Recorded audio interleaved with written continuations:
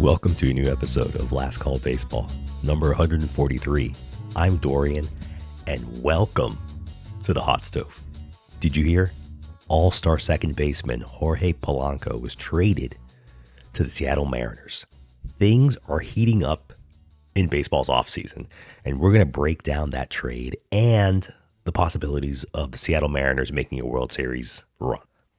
Boring. No, we're not going to do any of that stuff. You know I'm not a fan of that hot stove nonsense. People talking just to talk about imaginary scenarios, imaginary signings, imaginary fantasy points stuff. Why would we talk about non-baseball stuff?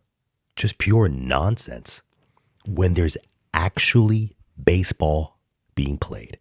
Oh, and by the way, hi, how are you? Because even though it's only been 2 weeks, I actually feel like it's been like 2 months. And because there's no Major League Baseball in the wintertime, I'm only coming out with episodes every other week, but I'm still watching baseball. And ladies and gentlemen, the Caribbean Series is starting in Miami on Thursday, February 1st. All games will be played at Lone Depot Park. This is going to be so much fun. The Caribbean Series is basically the champions from every winter league from the countries in the Caribbean.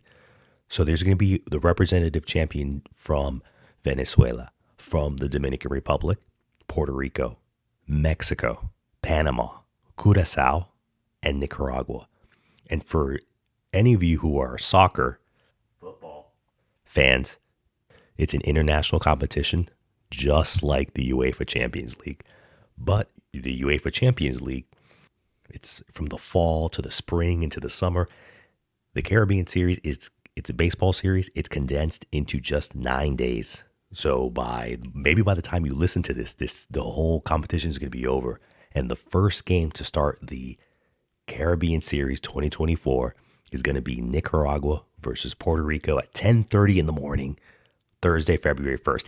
This is March Madness for baseball fans for the next 9 days. There's going to be games at 10:30, at 3:30, at 8:30 at night, all day for the next 9 days. And if any of you followed the World Baseball Classic last year, it's going to be that type of atmosphere. How are you not excited? I hope that you're as excited as I am, because I know some of you paid $5.99 to watch the Miami Dolphins play absolutely terribly against the Kansas City Chiefs in the National Football League wildcard game. And by the way, that Dolphins and Chiefs game was the lowest rated NFL playoff game this year. They only had they had 23 million viewers. The lowest playoff game this year. The second lowest was the Cleveland Browns versus the Houston Texans. And that brought in 29 million viewers, 6 million viewers more than the Dolphins and the Chiefs. It was absurd how NBC was patting themselves on the back saying, this is the largest, most important streaming event in the world. I didn't pay $5.99 to Peacock. I didn't watch the game at all. I watched the other free ones. I didn't watch this one. And now you're like, all right, Dorian, maybe I'll give this competition a shot. Where do I watch this? Because it's not going to be on Peacock. Ladies and gentlemen, you're right. It's not on Peacock. Thank God. All the games are going to be on ESPN Plus, also known as ESPN Ocho or ESPN Deportes.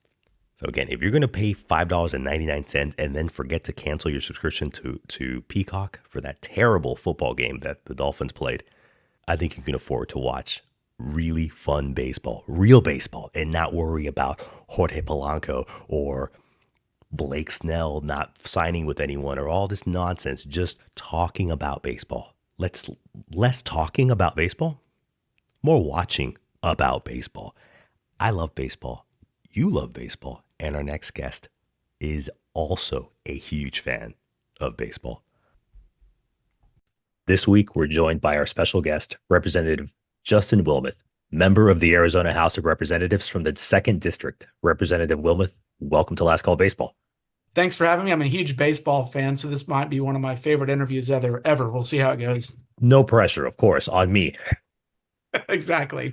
Representative Wilmeth, Who is the best drummer from the 1980s?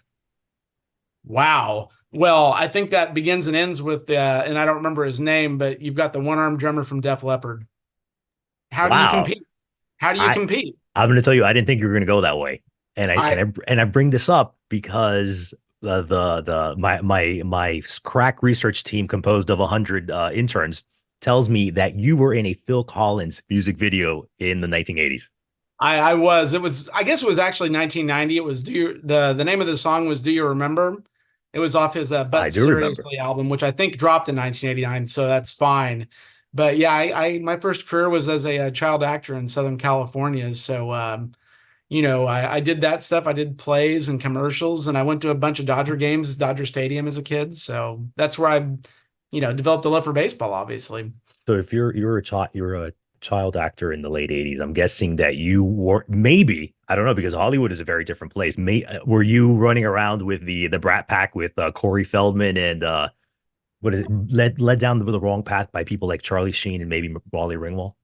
Well, I never got famous enough to do that per se, but my mom actually worked for the agency that Corey Feldman's dad ran. So there is a bit of a 6 degrees of Kevin Bacon. And my mom, she would tell me that I always lost out on parts. And these were before they were famous. But I lost out on parts to like Elijah Wood and Macaulay Culkin because I was always too tall or just a little bigger than the age group. Because I'm not fat, but I'm not thin. So I'm a little bigger than a 10 or 11-year-old might be. And, Toby Maguire is still like 5'7" and I'm 6'2".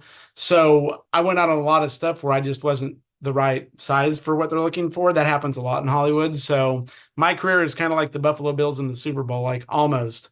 No, but I do like the fact that you were saying that most of the parts you lost were to these well-known actors because Yeah. it's a very sports mentality where like if you're in the playoffs, if you never want to lose, but if you lose, at least you can say whoever beat me, I want them to win the championship because then you can say they're the only ones that could have beat us. So the one time that did not happen that I came the closest was, and it's the equivalent of like literally going to the Super Bowl. And when you audition for television shows, they have this thing called the producers. So if you go to the producers, it means you're going to like the Final Four, the Super Bowl, the World Series, whatever. It's like you and one or two other people max. And I remember this part. I don't remember everything because I was 12 years old probably, but I auditioned for a show that never happened called Triangle. It was a Mary Lou Henner vehicle from Taxi and some other stuff. And the plot was it was a sitcom and it's I'm her only kid and she's the divorced mom moving back to hometown Missouri to start her life over. And it was called Triangle because it's like the high school love interest is like the county sheriff now or whatever. I don't remember all the details, but I auditioned for it. I did well. One of the producers really liked me and he kind of guided me along the way. And I got all the way to CBS Television City where they filmed Price is Right and all the other things. And I went into this big boardroom with probably 20 CBS suits. It's like it just looked like one of those rooms that would never end. And I performed my sides. I did well, I guess. I don't remember. And the show ended up falling apart for a lot of reasons, but Mary Lou wanted one of her friends' kids to get it, and some of the producers wanted me, and I don't remember what happened after that, but as my mom told the story, we had a $7,500 a week contract on the table ready to sign. And so that meant that every episode, and this is 1991 or two, I'm 13 years old, 12, like, so a 13 episode order times $7,500, there's a lot of money you can make in TV, right? And so that did not happen for a litany of reasons, but that's as close as I got to becoming like famous or having a break or whatever you want to call it. And that pretty much killed my interest of acting because you're a 12, 13-year-old kid and everything is soul crushing when you're 12 years old. The girl doesn't like you, the people make fun of you, whatever. And I got as far as you can get without getting the job. So that was a tough one for sure. And it was something that it took me a long time to get over. I didn't even tell some of my friends in high school that I acted as a kid until years into my friendships with them because it was so scarring. So obviously the scars were so long and deep that I decided to run for public office down the road. And that's why I'm doing this, I guess. Maybe I shouldn't have brought up the question of who's the Well, best drummer the, of the 80s. The dangerous thing with me is you never know where I'm going to go with our conversation. So at least they'll hopefully be interesting, but Oh, I don't even know where they're going to go. But you got to go absolutely. with the drummer from Def Leppard because he lost an arm and then they build an entire new drum set for him. And he just does this and he has like, Yeah, like and 20 foot pedals. and also the loyalty of his bandmates to be like, you know what, Yes. we're gonna wait for you to recuperate both mentally, physically, and we're not gonna drop you because you could easily said like, hey, like whoever heard of a one armed bicyclist, Right. Right. I think they waited. one I'm trying to legged, remember I that mean. VH1 behind the music, but I think they waited 2 years for him to recover and then build out that drum set. And he had to reteach himself how to drum. I mean, there's a lot of great drummers from the '80s, but that's really tough to top, man. The reason I wanted you to join us is not just because of the great work you've done in the House of Representatives in the great state of Arizona. I've read some bills about semiconductors, making people's lives easier with gym memberships. We can go into that stuff later if you'd like.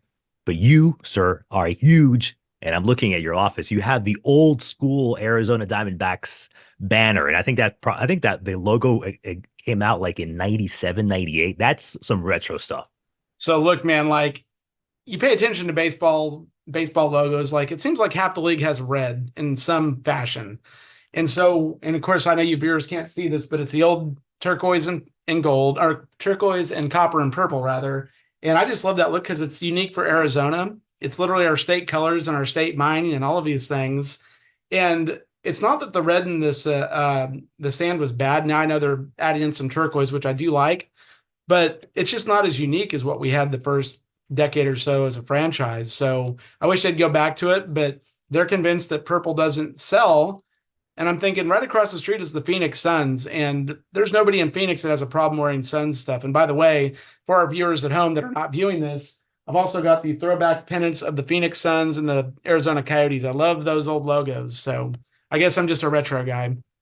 Yeah, I was thinking actually when you were talking about the logos and what sells, I haven't been that big of a fan of the whole City Connect uniforms that Major League Yeah, me Baseball either. has rolled out over the past few years. Only a couple of teams have done it really well. Most teams do it horribly. I'm thinking specifically of the Chicago Cubs and the San Francisco Giants, where they Yes. try to interpret fog on the jersey. Yes. It But doesn't work. I actually like the Diamondbacks when they had the Serpientes, and it was kind of like that sand colored, if you remember, even Yep. though there's no purple in that. But I did like that. Yeah, and they had they incorporated the state flag too. They put it in slightly different colors to match the red and black and sand, but that was a cool little touch they did to that for sure. Yeah, like I said, I'm a fan of that Nike City Connect. Earlier, just a few moments ago, you were talking about losing out parts to big name players. Your Arizona Diamondbacks made it to the World Series, where they just came up a little bit short against the Texas Rangers. Tell us your feelings about making a run after what 20 years of not going to the World Series, and also it's an incredibly young, exciting team. And what are your hopes for the upcoming 2024 season in a couple of months?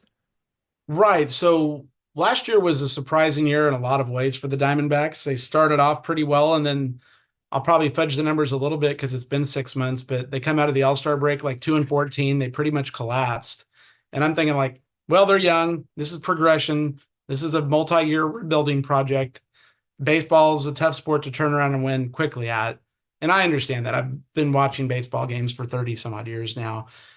And then I go on a couple of trips because this was an off cycle, so I didn't have to campaign. And I start paying attention to my app a little bit more. And I'm like, holy hell, they're kind of turning it around. And they get super hot into late August and September, and then they back into the playoffs in September. They lose like their last four games, and I'm like, okay, I'm just happy we're here. Like the progression is positive overall. And I'm not a moral victory guy, but with a young ball team, like there is something to be said for this is making progression. This is a sport without a salary cap. This is a sport where the Yankees and Dodgers can literally buy whatever they want. And it's tough for every other market to compete with that. So I go into that Milwaukee series just thinking like, hey, we got to go to Milwaukee and win. That's going to be really tough. Milwaukee's sneaky good, and we sweep them. And then we exact decades of anguish against the Dodgers, which, honest to God, we should raise a banner for that with the way that their fans infect our stadium, 9, 10, 11 times a year, whatever it is. I think that's very, very short of winning the World Series, that was even better than winning the National League, I think, honestly, because Dodger fans come into our stadium. They love living in Arizona, but they don't trade their team, which is funny. They hate living in LA, but they're still Dodgers fans. It's a very big disconnect there. And to be able to sweep them and have 4 home runs in a row and just like pound them into the ground. And yes, I do claim that we are responsible for two players at $1 billion. I really believe that was us that had a hand in them reacting like they did. Didn't the And Dodgers, wasn't it this year, the 2023 or 2022, when they clinched the National League West and they celebrated in the pool? Wasn't it this that was year? years Or, ago now. That oh, was a few years it wasn't ago. recently. Okay, maybe I'm It thinking about well, somebody else. the scar never dies. I think it was almost 7 or 8 years ago now. It's been a few years, and the beautiful thing about my 40s is I joke, I say I'm on the young side of old, and everything feels like it was 10 years ago. I can tell you about, the San Francisco Giants roster with Will Clark in 1989, but I couldn't tell you who was on any team 2 years ago. So that's just part of getting old, I guess. But that was a big deal for us. And to be able to sweep the Dodgers and do those things and embarrass them, honestly, we ran laps around them. It was fantastic. And then you go to Philly and you're thinking, okay, this has been a great run. It's like the Final Four run. It's like, okay, we made it to the Elite Eight. We're going to lose to North Carolina. Philly's really good. Bryce Harper, all of that stuff. Philly fans throw batteries, all of those things. And so I just don't want to get swept.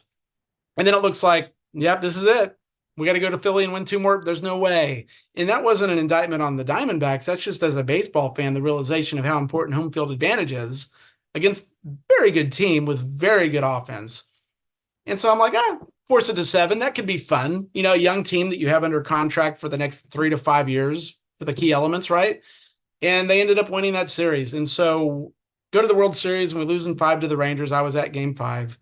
That was sad. Of course, you want to win when you go there, but man, this wasn't supposed to happen this year. And so when you look at it from that angle, if you looked at it from the angle the Diamondbacks should have been there and they failed, this is what Yankees fans and Dodger fans deal with, is that pressure of expectation. Like, yeah, we just got to the World Series, we lost. That's still a really big deal for any team to do that, to be fair, even with those big money teams. But in the case of the Diamondbacks that were on a multi-year rebuild, and they said that we're trading Paul Goldschmidt. We're doing all the things. This is going to hurt, but it's going to get better. And now you've got Corbin Carroll leading this cast of really talented, really fast, old school National League baseball types that are going to steal bases and do hit and run. And they're a lot of fun to watch. You told me at the start of the season we'd go to game 5 of the World Series. I would have said you're high as a kite. So with that as the frame, I'm elated with how the season went. Am I disappointed they didn't win? Of course. But realistically, and being honest with yourself, they weren't supposed to be there. And so when you put it under that prism, it was a very successful season. I'm very happy with the progress. I think that Hazen and everybody is on the right page with building long term. And I know the Dodgers, the Phillies, the Braves are going to go out and buy more parts for a brute force kind of attack on teams like the Diamondbacks that are doing it kind of the old fashioned way. So will the Diamondbacks be there for the next 5 or 6 years? Yeah, I think they'll be in the mix. But now the Giants have been waking up, not the San Francisco Giants, but the Giants in general. They've awakened to the fact that the D-backs are going to be a sneaky team to deal with moving forward. And so they're going to be ready for us. And maybe this year they weren't. So I'm very happy with this season. They obviously can get back. Anything can happen in baseball. It's the one sport where you don't have to be 7 feet tall or a block of human muscle to play the game. And that means anybody in any team can do anything any season. So they're going to be in the mix, but the challenges, the Phillies, the Dodgers, the Braves, that's going to be a real thing moving forward. And the Diamondbacks will still have to compete from that disadvantage of not having the big bucks and having to do it the old fashioned way. Yeah, you're saying that the Giants have awakened. The San Francisco Giants have certainly not awakened. And it's incredible that they genuinely cannot pay people to join their team. Every free agent, I don't know what it is. I mean, San Francisco, at least the Bay Area, where most of the the rich players would live, nice area. They have a historically important franchise. They have boatloads of money, and they can't give this money away. So yeah, so San Francisco Giants, they have that's multiple episodes you have to talk about them. But Yeah.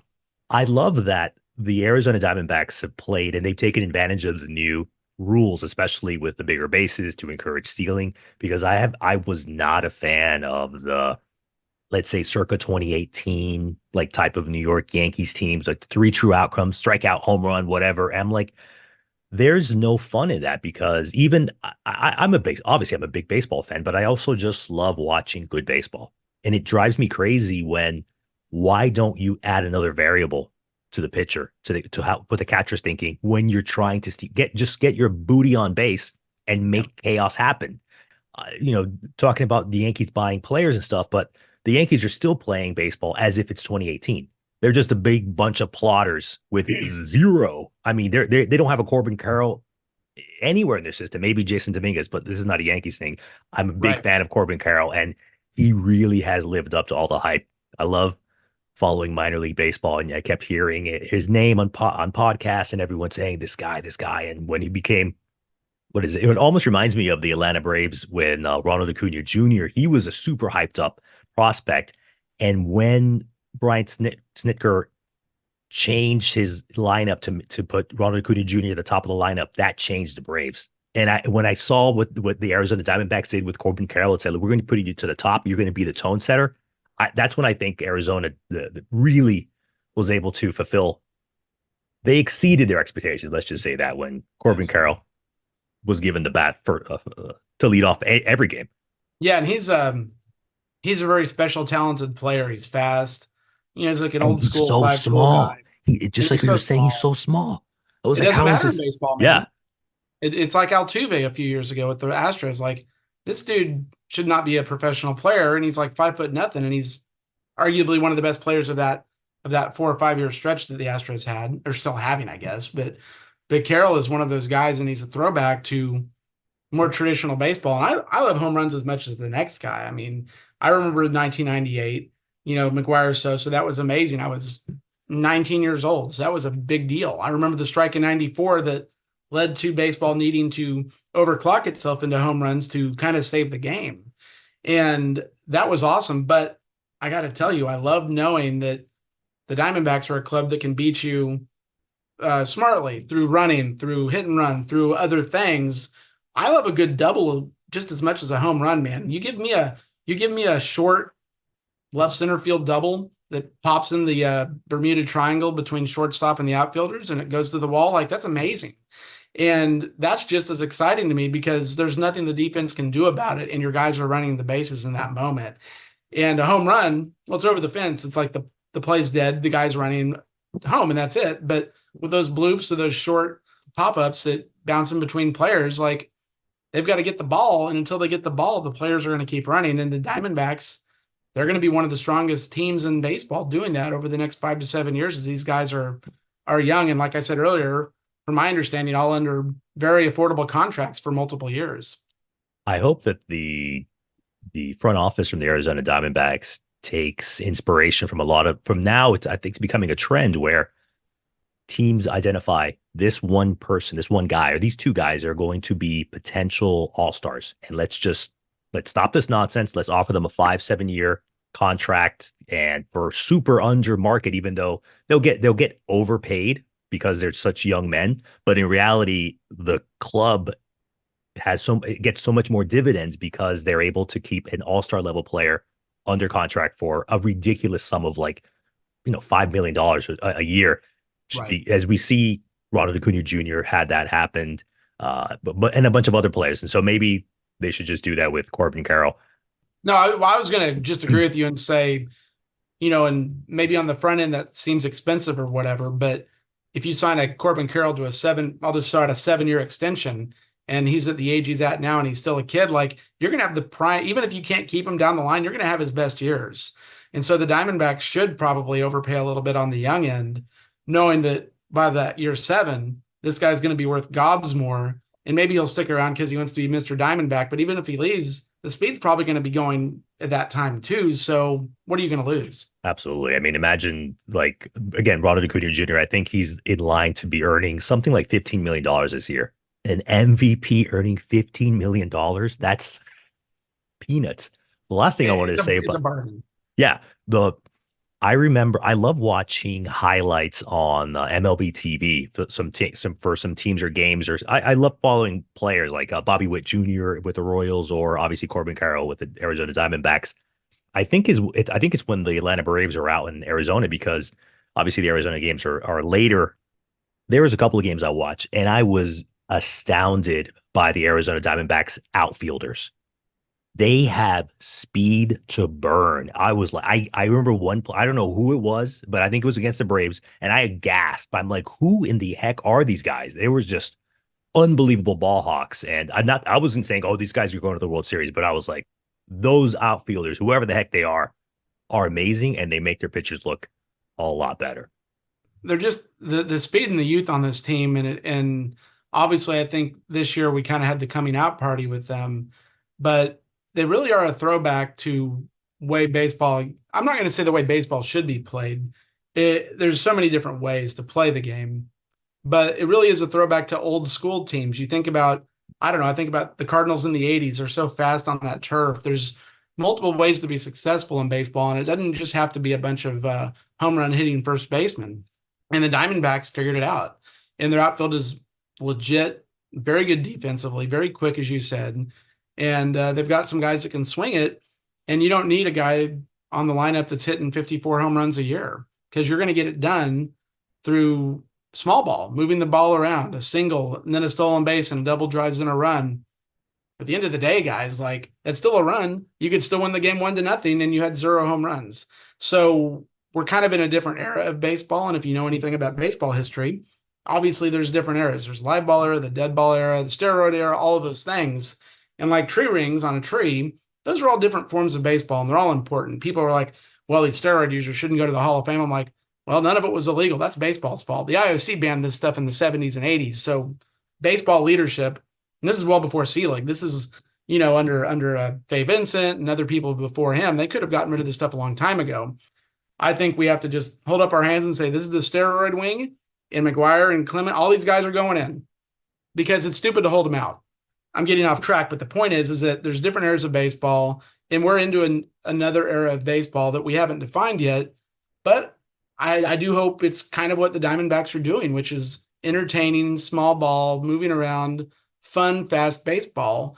And I think that showed with, obviously winning. Phoenix is a front running market. We're all from somewhere else. That's our problem.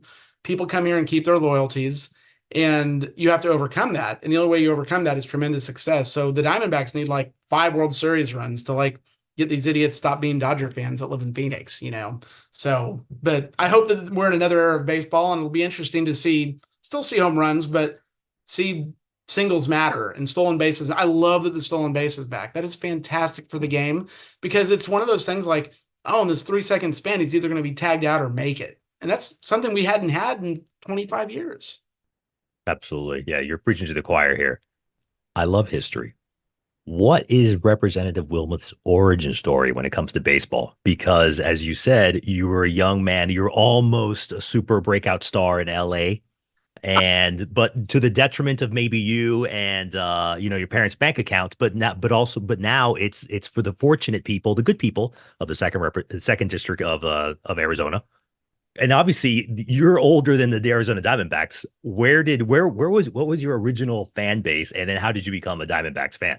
Yeah, so I have a very nomadic past. People ask me like, "Oh, well, were your parents in the military?" And I joke and I say, "No, I'm just a byproduct of their bad life choices as adults." And there's family history. They want to get away from the family farm. I was born in Texas, West Texas, Odessa, out in the middle of nowhere. My family on both sides has farmland, and it's the Panhandle of Texas, which is the northernmost part of Texas, but North Texas is Dallas, so be confused. But that area of the land north of Amarillo, Guyman, Oklahoma, the thin little part of Oklahoma. So my family has a farming background. My parents didn't really want to deal with that anymore. We moved to California for a lot of reasons. One of was kind of me to pursue the acting thing. And I played Little League, and I loved it. That's how I got into baseball, was playing Little League. And then we split Dodger season tickets with one of my dad's friends. And there was a 4-year period where I probably went to, goodness, 20 or 30 games a year, maybe. And I have a brother and sister, so we kind of split it around. And I was never a Dodger fan per se. I was actually pretty obsessed with Will Clark, so I like the Giants. Because when you're a kid, you just glom onto a player and you're a fan of him and you don't really understand the history or anything. But I learned to switch hit because of Will Clark. And I'm a right-handed first baseman up until about high school when I realized I'm not that good anymore. So I followed Will Clark. I followed Vin Scully listening to games all the time. So there's a lot of Dodger fans annoy me, but like Dodger Stadium is beautiful. I love going to games there. Vin Scully was my childhood. I got to see Dennis Martinez of the then Montreal Expos pitch that perfect game, and I believe it was 1991. I was at that game. I have that ticket somewhere in a box, and that was my absolute high point as a baseball fan. Even going to the Diamondbacks World Series this year was awesome, but that will always be number one because Dennis Martinez had the power to get Dodger fans to, one, not leave the stadium in the seventh inning, and two, actually root against the Dodgers to see the perfect game, because that's only happened, gosh, 20 times in history or something. Maybe it's a little bit more, but I'm throwing out numbers. But Southern California baseball is basically the answer to your question. Parents get divorced, moved around.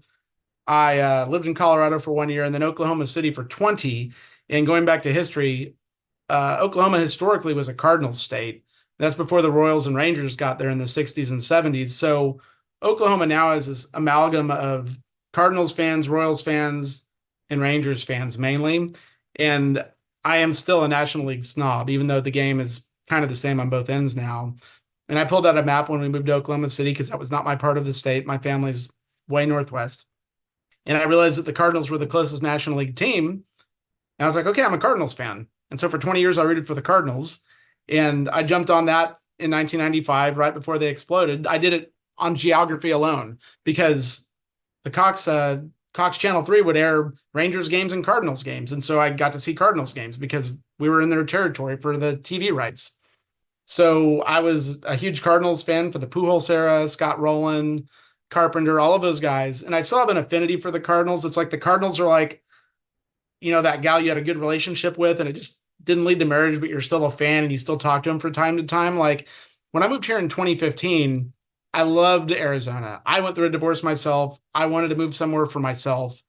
Oklahoma City's fine town, but I just wasn't for me at that point. And I grew up out west. And I said, well, where can I live where I can still be a Republican and enjoy the West? And it was Phoenix because California is a hellscape for my side. And I just said, this is ridiculous. The Cardinals are great. They didn't do anything wrong. They win World Series. Like, it's stupid for me to walk away from this team, but there's something about Phoenix for me that means so much that I just said, I'm going to cheer for the local guys that are literally 22 miles from my apartment. That's how I became a Diamondbacks fan. I basically just said, I moved here. I knew like 5 people. I had no job the first 5 months I was here. I went to school. I got a job at the Arizona House being a policy advisor. That was a staff position, and now I'm a member. But I basically just became a Diamondbacks fan because they were an NL team in a place that I wanted to live. And so I got to see Goldschmidt. I got to see some other cool players. I got to see that great wild card game in person in 2017 with the Rockies when Archie Griffin won the Heisman Trophy at Ohio State.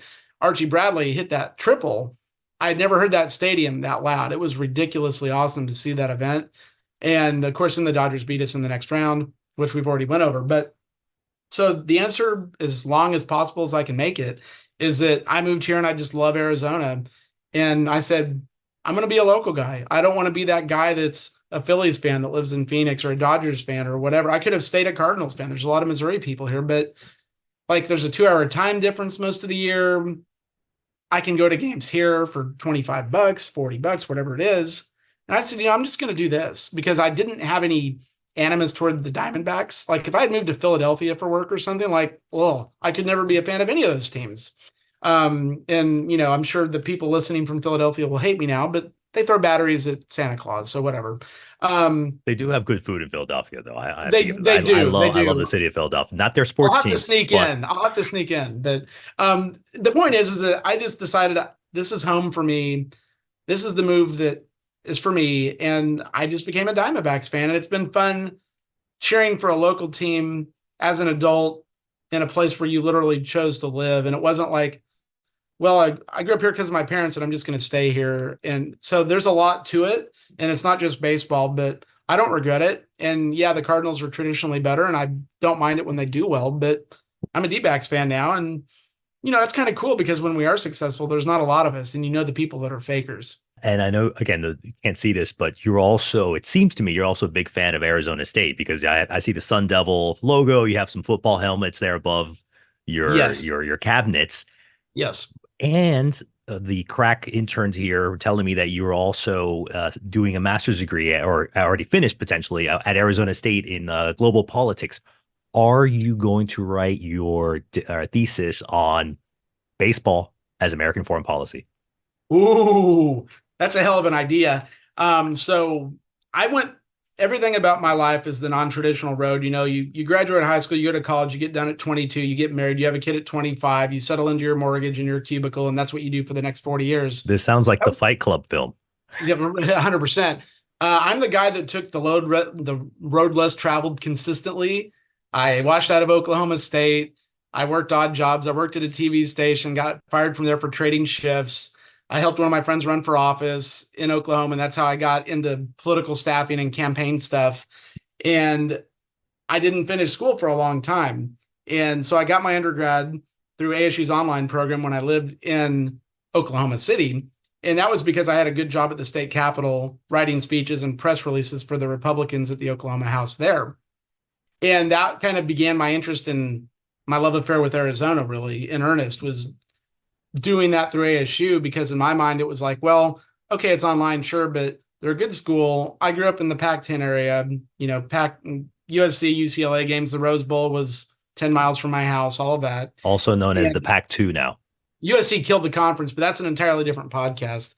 So I basically just said, okay, ASU, you make sense in my head because I grew up out west, and having that on my wall does not sound weird because I was looking at Penn State, Florida, Oregon State, places that I've not been to or been to ever. And it was ASU. And that led me here for a lot of reasons as I went over and finished my undergrad in 2013. So I was like 33 years old. And then I said, I never want education to ever be a reason I don't get another job.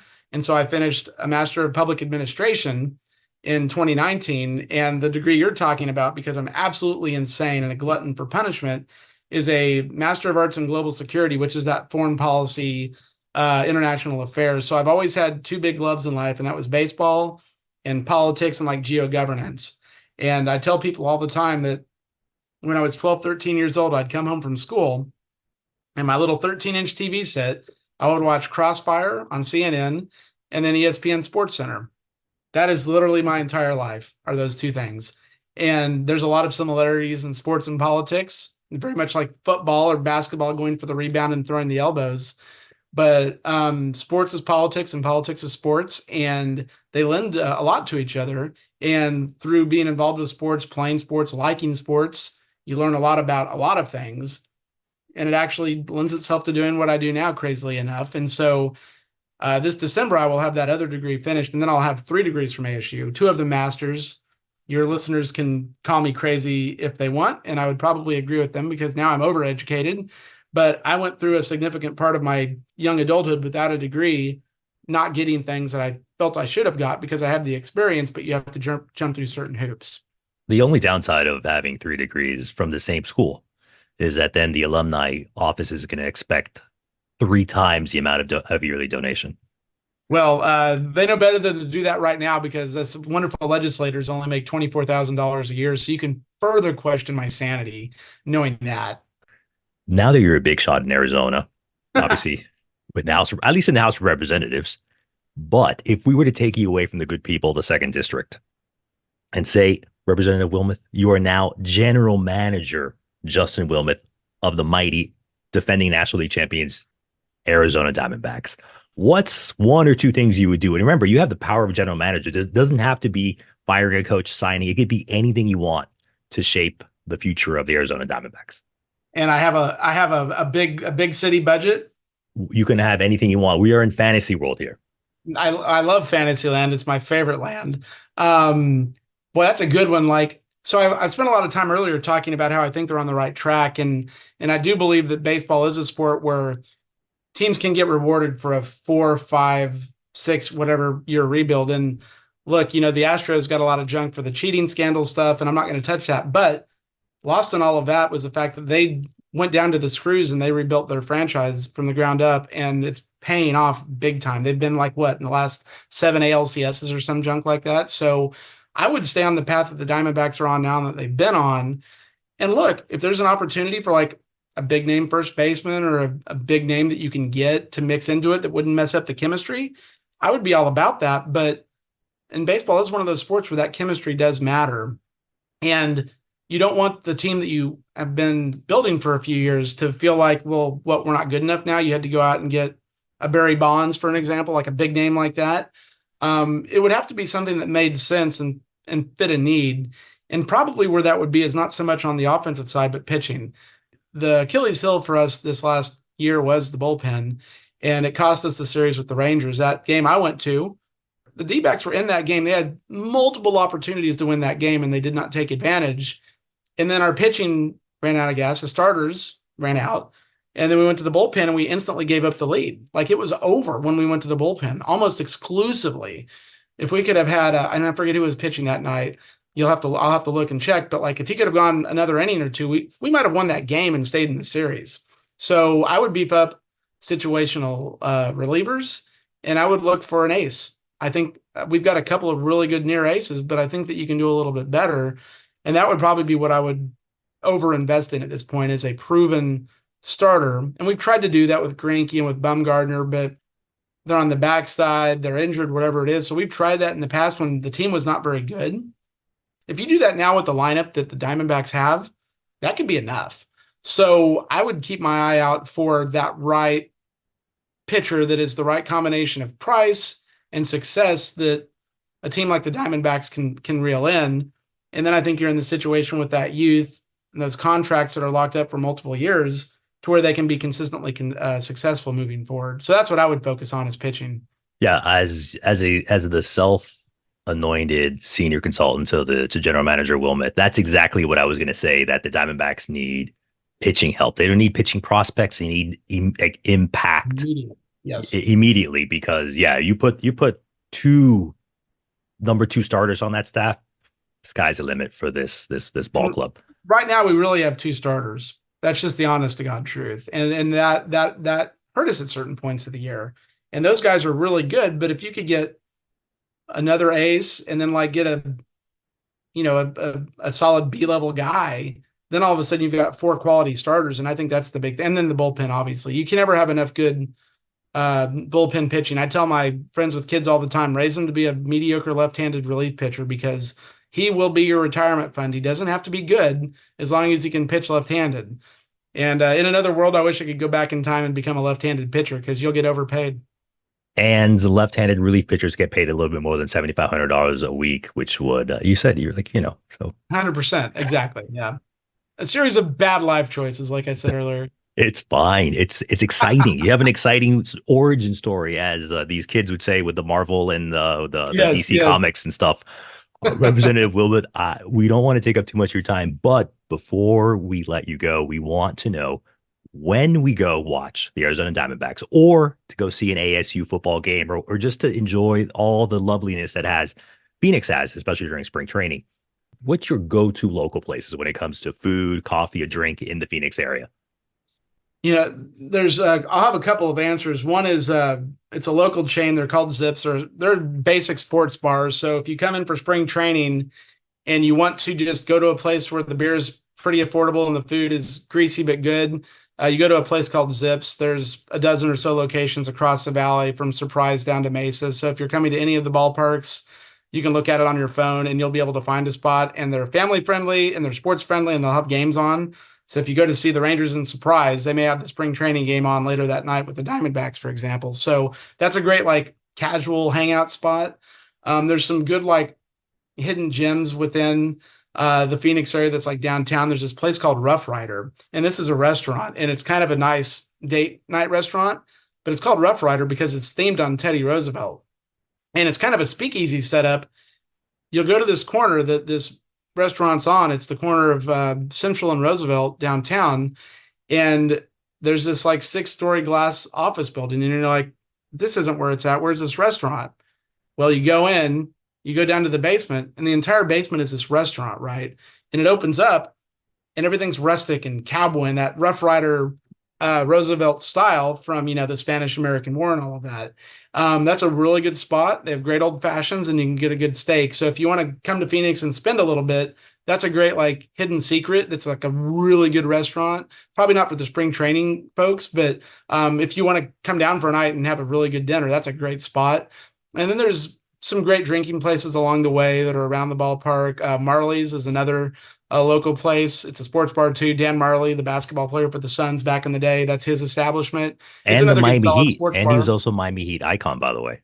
That's right. So he's an icon in two markets, and he's got several of those locations. But if you ever come to a Diamondbacks game, that is only 3 blocks away from the stadium. So that's another good spot to pregame before a game if you're here for a regular season.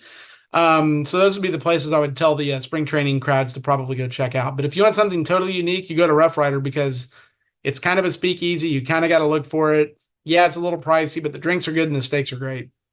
I'm all about that because what you can do is Teddy Roosevelt also wrote a lot. You could read his books, his pamphlets while having a nice drink. Big Yep. fan. I think everyone's a big fan of Teddy Roosevelt. Well, he was a gigantic sports fan too. I mean, he basically saved the NFL Football, before exactly. because of the safety issues. Like people don't realize that if it wasn't for Roosevelt, I don't know if we have American football. It's a big deal. I've been to the spring trainings in Florida. I've been wanting to go to the spring trainings in Arizona because everyone tells me it's so much better and so much easier. Because in Florida, it's in Dunedin, it's Yes. in West Palm Beach, it's Yes. in where's the Detroit Tigers, Lakeland, Florida. I mean, it is You got all Jupiter over for the the place. Cardinals. You got Bradenton. You've got all these Yeah, areas, and they're all it's multiple so hours spread apart. out. It's so spread out. And Arizona, apparently, like within 30 minutes, you can see all the teams, more or less. It's with traffic, it can be more like an hour, but if your fans, if your listeners pull out a map and they think of where Hohokam Park is at in Mesa, which is the Oakland Athletics, Vegas Athletics now, I guess, whatever, that is the easternmost spring training site. And the northwesternmost is the Surprise facility, which the Royals and Rangers share. That is probably about a 45-mile drive. So in typical Phoenix traffic, it'll be almost an hour or more, depending on the time of day. But the best thing that we have over Florida, besides the fact it doesn't rain every afternoon at 4:30 and kill your game for the record, like the weather is better for sure. But secondly, you could theoretically go to 2 games, do a day-night doubleheader at 2 different facilities because all 10 facilities are in that 45-mile circle I was just talking about. And it's beautiful. So I've been out here obviously about 9 years now, and I developed this thing called the Cactus Slam, which is what I called when I first did all 10 stadiums and saw all 15 teams in one spring training. So I made it a point to see a game at all 10 of the stadiums between some combination of 15 teams. Some teams I might have seen once or twice or 3 times, but I saw all 15 at least once, and I saw a game at every park at least once.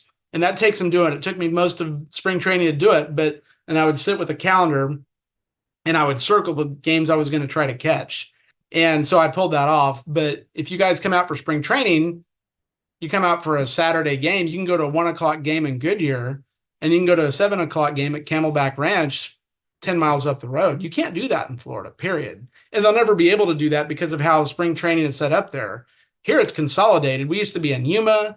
We used to be in Tucson. People don't know this. The Cubs actually started spring training in Catalina Island in California back in the 40s or before the 40s, mid 40s. They've been in Arizona now since 47 or 49 or 50. I'm probably mismatching that a little bit. But spring training in Arizona almost died about 25 years ago. You were down to like 6 teams. You had a team out in Yuma. You had a couple in Tucson. You had a couple in Phoenix. And then our cities and our governments started inducing unhappy franchises in Florida, and we built these mega facilities that 2 teams share. So we've got 15 teams, but only 10 facilities. And that's because 5 of the teams have their own facilities. The other 10 share those other 5 facilities. And so in the case of a Surprise Stadium or Goodyear or Camelback Ranch or Talking Stick, which is where the Rockies and Diamondbacks train, for 35-ish days, they have a game at those parks every single day.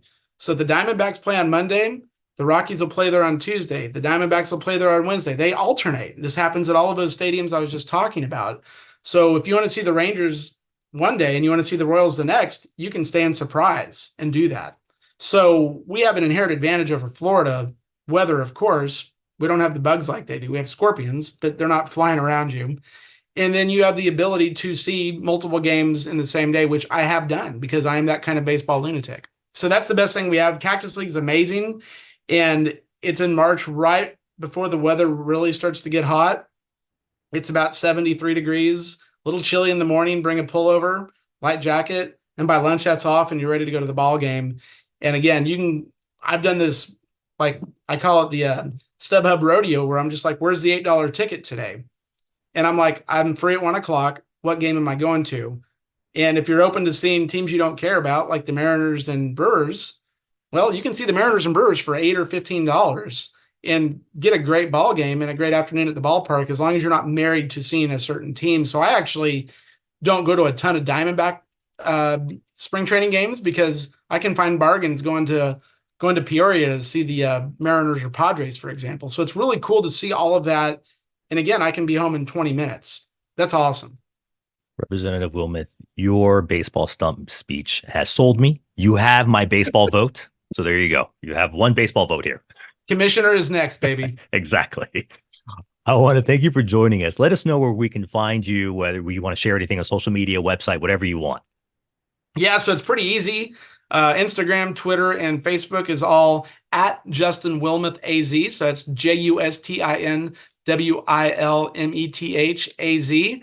And feel free to harass me or ask me baseball questions or whatever, because I'm a baseball tourist. I've seen 15 of the major league parks. I added Toronto and Tropicana Field this past summer. So I'm on a mission to see all 30. And of course, they're going to keep changing. So it's going to be a never ending thing. But I love baseball, and it's been an honor to be on this. And I will come back anytime you want. It was a lot of fun talking to Representative Wilmeth.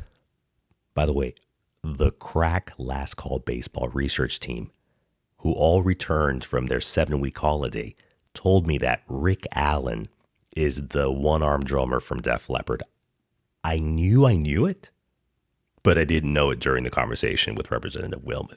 And lastly, I also didn't realize, and the crack last call baseball research team told me, that Corbin Carroll, the young Arizona Diamondback stud, already signed a massive extension. He signed an 11-year, $111 million contract back in March of 2023.